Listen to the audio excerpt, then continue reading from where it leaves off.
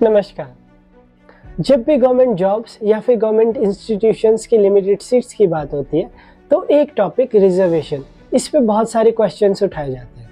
Reservation एक sensitive और एक इम्पॉर्टेंट टॉपिक है अगर आपको अपनी सोसाइटी को अच्छे से जानना है। अगर आप इसके फेवर में बोलोगे तब भी आपको अप्रिसिएशन और गालियाँ दोनों मिलेंगी, और अगर आप इसके अपोज में बोलोगे तब भी आपको अप्रिसिएशन और गालियाँ दोनों मिलेंगी। मेनली रिजर्वेशन को लेके क्वेश्चंस जो उठाए जाते हैं वो है कि एक्चुअल में है क्यों, और अगर है भी तो कास्ट बेस्ड क्यों है, फाइनेंशियल कंडीशन बेस्ड क्यों नहीं है। अगर हम इन सभी क्वेश्चंस के आंसर को जानना चाहते हैं तो पहले हमें ना अपना सोशल स्ट्रक्चर समझना पड़ेगा। इंडिया में पहले गवर्नमेंट स्ट्रक्चर नहीं था। इंडिया में ही नहीं, पूरे वर्ल्ड में पहले गवर्नमेंट स्ट्रक्चर नहीं था। राजाओं का शासन था, और राजाओं के शासन में क्या होता था, जो राजा के फैमिली से होता वही हमेशा शासन करती थी, और नेक्स्ट राजा भी उन्हीं की फैमिली से उनका बेटा, बड़ा बेटा बनता था। तो आम लोगों के पास सभी एक जैसे राइट नहीं थे। राइट टू वोट भी नहीं था, अपना नेता नहीं चुन सकते थे, पॉलिटिक्स में जाने का अधिकार नहीं था, फ्रीडम ऑफ स्पीच नहीं थी। अगर आप गलती से भी राजा के खिलाफ कुछ गलत बोल देते हैं तो उसके कॉन्सिक्वेंसेस बहुत बुरे हो सकते थे। प्रॉपर्टी होल्ड करने का राइट, एजुकेशन तक का राइट लिमिटेड लोगों के पास था। आपने वर्ण सिस्टम तो सुना ही होगा। वर्ण सिस्टम में मेन आते थे ब्राह्मण, क्षत्रिय, वैश्य, शूद्र। तो इसमें मेनली एजुकेशन का जो राइट था वो सिर्फ ब्राह्मण समाज को मिलता था, और बाकी समाज को, जैसे क्षत्रिय समाज और वैश्य समाज, इनको लिमिटेड एजुकेशन दी जाती थी। जैसे क्षत्रिय समाज को वॉर, डिफेंस या फिर गवर्नेंस की नॉलेज, और वैश्य समाज को प्रैक्टिकल एजुकेशन या फिर वोकेशनल एजुकेशन दी जाती थी। इन सब में आता है लास्ट में एक शूद्र समाज, इसको हर चीज़ में लास्ट में रखा जाता था। लिमिटेड राइट्स दिए जाते थे, एजुकेशन का तो राइट ही नहीं था। और जब पब्लिक प्लेसेस की बात आती है, पब्लिक प्लेसेस में नॉर्मल राइट्स नहीं थे, पानी तक पीने का अधिकार नहीं था। ये मेनली वो लोग होते थे जो सफाई कर्मचारी हो, लेबर क्लास या फिर एग्रीकल्चर में काम करते हो। ये डिस्क्रिमिनेशन किस हद तक किया जाता था, आप इसको एक स्टोरी से समझ सकते हो।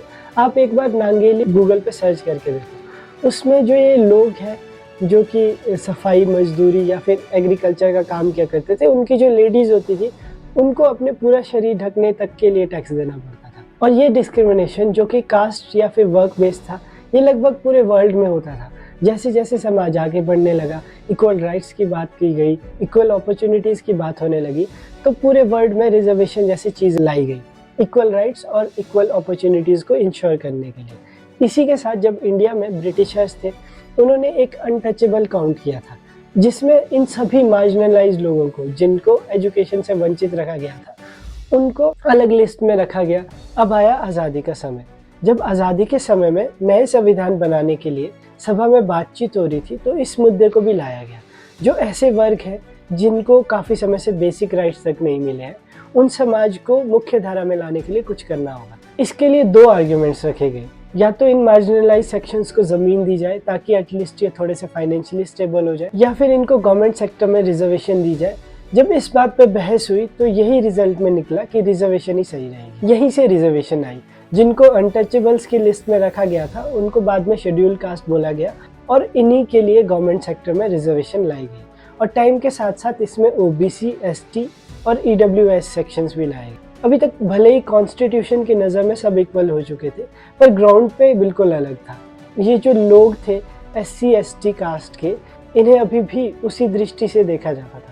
और ये तब की बात ही नहीं, अभी भी कुछ कंडीशंस में ज़्यादा बदलाव नहीं आया। इवन आईएएस जैसी पोस्ट पे होते हुए भी डिस्क्रिमिनेशन होता है। और इतना ही नहीं, मैं पर्सनली भी ऐसे बहुत सारी जगहों को जानता हूँ जहाँ पे कास्ट बेस्ड बड़े फंक्शंस में अलग अलग खाना बनाया जाता है। अपर कास्ट के लिए अलग खाना होता है, लोअर कास्ट के लिए अलग खाना होता है, बैठने की अलग व्यवस्था होती है। इवन क्लासरूम में अभी रिसेंट एक रिपोर्ट के अकॉर्डिंग क्लासरूम में जाति पूछ के बिठाया जा रहा था। अगर ये रिजर्वेशन कास्ट बेस्ड नहीं होती तो बड़ी बड़ी पोस्ट पे एससी एसटी कास्ट का जाना बहुत मुश्किल होना था। इसका सिंपल सा लॉजिक यही है कि अगर मेन रिसोर्सेज पे अपर कास्ट का ऑलरेडी एक्सेस था, और लैंड्स, एजुकेशन, बड़ी बड़ी पोस्ट पे भी वही थे, और एजुकेशन या फिर जॉब्स देते वक्त, प्राइवेट सेक्टर में एम्प्लॉयमेंट देते वक्त वो चाहे तो डिस्क्रिमिनेशन कर सकते थे। प्राइवेट सेक्टर को कंट्रोल करना इतना ईजी नहीं था, बट गवर्नमेंट सेक्टर में ऐसा पॉसिबल था कि ऐसा कोई डिस्क्रिमिनेशन ना हो। इसीलिए रिजर्वेशन को कास्ट बेस्ड बनाया गया, जिससे कि ये इंश्योर किया जा सके कि ये लोग जो इन कास्ट को बिलोंग करते हैं, ये भी गवर्नमेंट जॉब्स में अच्छी पोस्ट पे, बड़ी पोस्ट पे आए। एक्चुअल में रिजर्वेशन को इसी सोशल इनजस्टिस को इतने टाइम से जो चला आ रहा है उसको करेक्ट करने के लिए बनाया गया था। इसका फाइनेंशियल कंडीशन से ज़्यादा लेना देना नहीं था। और रिजर्वेशन के बारे में सबसे इंटरेस्टिंग फैक्ट्स तो अब डिस्कस करते हैं। जब रिजल्ट्स आने लगे रिजर्वेशन से जिनके पास जॉब्स मिली है, गवर्नमेंट जॉब्स मिली थी, उनकी फाइनेंशियल कंडीशन अच्छी होने लगी, गवर्नमेंट जॉब्स एक स्टेबल इनकम सोर्स बनने लगा, तो सभी लोगों के मन में बैठने लगा कि गवर्नमेंट जॉब्स ही बेस्ट है। आज की डेट में तो रिजर्वेशन में बहुत सारी मॉडिफिकेशंस हो चुकी है। जैसे आज की डेट में बहुत सी कैटेगरीज है जिनको रिजर्वेशन मिलती है और सब कैटेगरीज भी इसमें बहुत सारी है। मेजर कैटेगरीज जो इसमें आती हैं वो है scheduled caste, scheduled tribes, other backward classes, economic weaker sections, और माइनर कैटेगरीज इसमें बहुत सारी हैं। इंटरेस्टिंग बात तो ये है, अगर आप इंडिया की पॉपुलेशन को इन सभी कैटेगरीज में इकट्ठा कर लेते हो तो लगभग 90 to 95% लोग ऐसे हैं जो कि रिजर्वेशन के लिए किसी न किसी रूप में एलिजिबल है। आज की डेट में जो रिजर्वेशन मिलती है वो मिलती है 59.5%। इसका मतलब आप क्लियरली देख सकते हो कि देश की लगभग 90 to 95% पॉपुलेशन को 59.5% सीट्स रिजर्व करी जाती है जो कि गवर्नमेंट सेक्टर की है। और इसमें यह भी बड़ी इंटरेस्टिंग बात है कि देश की टोटल एम्प्लॉयमेंट में सिर्फ 8 to 10% ही गवर्नमेंट जॉब्स है जिसका बेनिफिट्स इन सेक्शंस को मिल पाता है। बाकी 80 to 90% तो सारी प्राइवेट जॉब्स है और इन प्राइवेट जॉब्स में डायरेक्ट कॉम्पिटिशन है और इसमें अपर कास्ट को इनडायरेक्ट बेनिफिट मिलता है। फॉर एग्जाम्पल एक SC/ST फैमिली का स्टूडेंट जिस बैकग्राउंड से आता है उसको मेनली बहुत लो इनकम लेवल स्किल सीखने को मिलती है बाय बर्थ। उसका इन्वायरमेंट ऐसा होता है उसके कॉन्टेक्स्ट में या फिर उसकी फैमिली में मोस्टली लोग लो इनकम लेवल काम ही कर रहे होते हैं। लो इनकम लेवल है तो उनको अच्छे स्कूल्स नहीं मिल पाते और मैक्सिमम जो SC/ST है उनकी फर्स्ट जनरेशन अभी पढ़ रही है, स्पेशली गाँव में, और शहरों में हो सकता है सेकेंड जनरेशन कॉमन हो। अब इमेजिन करो ऐसी फैमिली बैकग्राउंड से आना जिसकी सिर्फ 1 या 2 जनरेशन पढ़ी है और कम्पीट करना उन लोगों के साथ जिनकी 10 पीढ़ियाँ अभी लगभग पढ़ रही है, 10 से ज़्यादा भी हो सकती है। ऑन द अदर हैंड उनकी फाइनेंशियल कंडीशन भी सही नहीं है और लिमिटेड टाइम है पढ़ाई करने का। इसको भी आप इस एग्जांपल से देख सकते हैं कि सेंट्रल यूनिवर्सिटी जिसमें एडमिशन लेना ही बहुत टफ होता है, IIT, IIMs जैसी यूनिवर्सिटीज़, लगभग 13,000 स्टूडेंट्स जो कि SC/ST OBC कास्ट के हैं, उन्होंने पिछले कुछ सालों में उनको ड्रॉप आउट करना पड़ा। उनके जो मेन रीजंस थे, उनको प्रेफर्ड कोर्सेज ना मिल पाना, financial issues, academic challenges, caste discrimination और कम्युनिकेशन में डिफ़िकल्टी, क्योंकि वो ऐसे बैकग्राउंड से आते हैं, ऐसे लोगों के बीच रहना सहना होता है तो उनको कम्युनिकेशन इफेक्टिव उनकी नहीं होती और उनकी प्रेफरेंस ये होती है कि जल्द से जल्द जॉब मिल जाए। उनको हायर एजुकेशन की तरफ उनके पास इसलिए चांस नहीं होता क्योंकि फाइनेंशियल कंडीशन इतना सपोर्ट नहीं मिल पाता है। इन सभी एग्जाम्स के टाइम पर अक्सर रिजर्वेशन पे बहुत सारे सवाल उठाए जाते हैं और इसमें भी एक इंटरेस्टिंग फैक्ट है।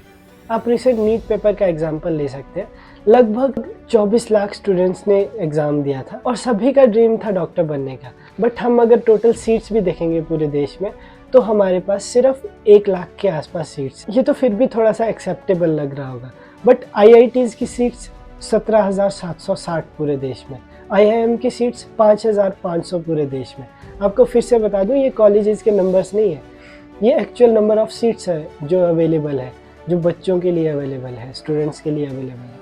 इस बात पे ज़्यादा ध्यान जाता नहीं है हम लोगों का कि सरकार का ये कितना बड़ा फेलियर है एजुकेशनल इंफ्रास्ट्रक्चर को लेकर। इस देश में जहाँ इतनी ज़्यादा पॉपुलेशन होने के बावजूद भी इतनी लिमिटेड सीट्स है डॉक्टर, इंजीनियर, मैनेजमेंट की एजुकेशन के लिए, वहाँ मेरिटोक्रेसी तब सफल होगी जब सभी का स्टार्टिंग पॉइंट सेम होगा, लेवल प्लेइंग फील्ड होगी और साथ में अप्रोप्रिएट सीट्स प्रोवाइड की जाएंगी सरकार की तरफ। इसी के साथ लेटेस्ट अभी सुप्रीम कोर्ट का भी एक डिसीजन आया क्रीमी लेयर इम्प्लीमेंटेशन का।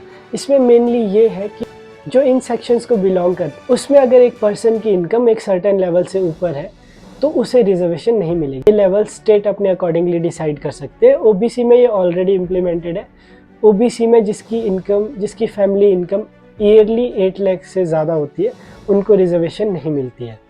और इन सेक्शंस में भी यही हो रहा था कि जो गरीब है वो गरीब ही रहते जा रहे थे और जो अमीर है वो और अमीर हो रहे थे क्योंकि उन्हीं को घूम फिर के रिजर्वेशन का बेनिफिट मिल रहा है। अब इन सेक्शंस में भी वो लोग जिनको रिजर्वेशन का बेनिफिट ऑलरेडी मिल चुका है और जो बेनिफिट को लेके आगे बढ़ चुके हैं, जिनकी फैमिली कंडीशन अच्छी हो चुकी है, उनका कंपटीशन फिर से वही लोग थे जिनकी फैमिली कंडीशंस अच्छी नहीं है, उनको क्वालिटी एजुकेशन नहीं मिल पा रही। जब क्वालिटी एजुकेशन नहीं मिलेगी और एक को क्वालिटी एजुकेशन मिलेगी तो ऑब्वियसली उनका कोई कंपटीशन आपस में नहीं। तो इस बात को ख़त्म करने के लिए सुप्रीम कोर्ट ने क्रीमी लेयर इम्प्लीमेंटेशन की बात की। आपने रिसेंटली भारत बंद की भी खबर सुनी होगी। इसी क्रीमी लेयर इम्प्लीमेंटेशन को अपोज करने के लिए तो उसको भी अगर आप समझना चाहते हैं तो उनका मेन आर्ग्यूमेंट ये है कि अगर कोई पर्सन उसकी फैमिली कंडीशन अच्छी भी हो तो जाति का भेदभाव उसके साथ भी होता है, जैसे आप पिछले हम डिस्कस भी कर चुके हैं। तो उनका मेन यही है कि अभी क्रीमी लेयर इम्प्लीमेंटेशन ना की। और इन रियलिटी अगर हमें कास्ट प्रॉब्लम को ख़त्म करना है तो इसके लिए सबसे मेन चीज़ हमें एजुकेशन पे फोकस करना चाहिए, क्वालिटी एजुकेशन पे, और एजुकेशनल इंफ्रास्ट्रक्चर को इम्प्रूव करने पे फोकस करना चाहिए। इतना इंश्योर करना चाहिए कि पूरे देश में किसी की भी कंडीशन कोई भी हो, इकोनॉमिकली चाहे कितना भी गरीब या फिर अमीर हो, किसी भी कास्ट से बिलोंग करता हो, सभी को सेम और सभी को क्वालिटी में बेस्ट एजुकेशन दी जाए। आप भी अपने व्यूज़ इस टॉपिक पे कमेंट सेक्शन में लिख सकते हैं। और यहाँ तक पूरी वीडियो देखने के लिए आपका बहुत बहुत धन्यवाद।